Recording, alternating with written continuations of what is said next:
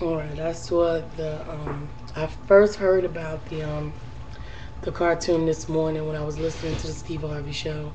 And then the afternoon when I got home, I actually looked it up myself. And I read some of the comments that were posted in response to the Scorpion Show's video with regards to the cartoon. And I see that the ignorance has spiraled out of control. That being said, the cartoon in and of itself is subjective. That's very true. You have to make some excuse me. You have to make some inferences in order to interpret it as a racist statement.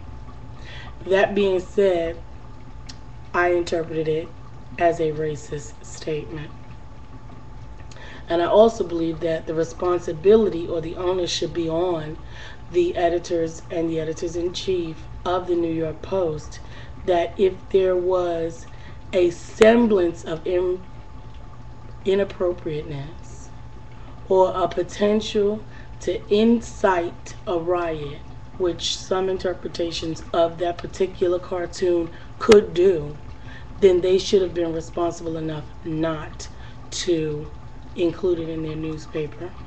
But we already know that they have bias, and we already know that they are unscrupulous based on some of the other things that they've carried in their newspaper.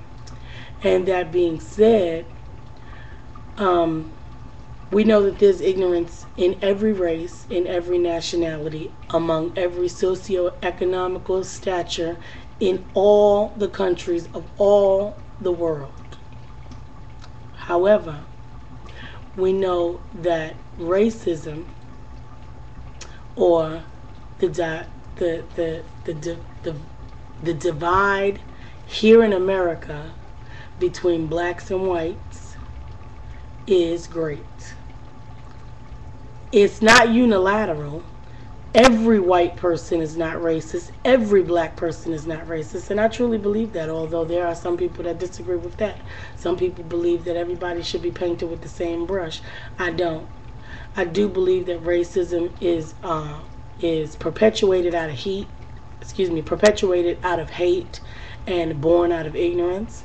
I do believe that the ignorance is not necessarily the lack of knowledge about a people as a whole, but the lack of knowledge within an individual themselves and their ability to hold their own selves to a higher standard without degrading another people. That being said, the interpretation of that particular cartoon by someone who's already fraught with ignorance and looking for an excuse to fight or shoot or hate, you gave it to them. And because you gave it to them, forget about the fact that you have First Amendment rights and freedom of speech and all of that. What you have done, in essence, is incited a riot, which there are legal ramifications for and should be consequences for. So, anyone who found that particular cartoon distasteful needs to hold the New York Post responsible and not patronize their periodical. That's it. Period. And pray. That's it. Pray. Because if we don't pray and we allow ourselves to stoop to the levels of ignorance that are taking over, then we'll be just like them. And I, for one, am not. Now, does that mean that I won't stand and fight if I have to? I'm going to tell you I will. I will stand flat-footed and I will fight. I will fight for my child. I will fight for my country. I will fight for my husband. I will fight for my family.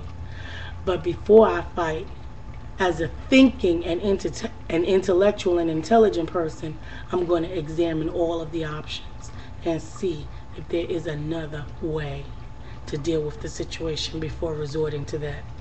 So, right now, my other option is prayer. Pray. Thanks.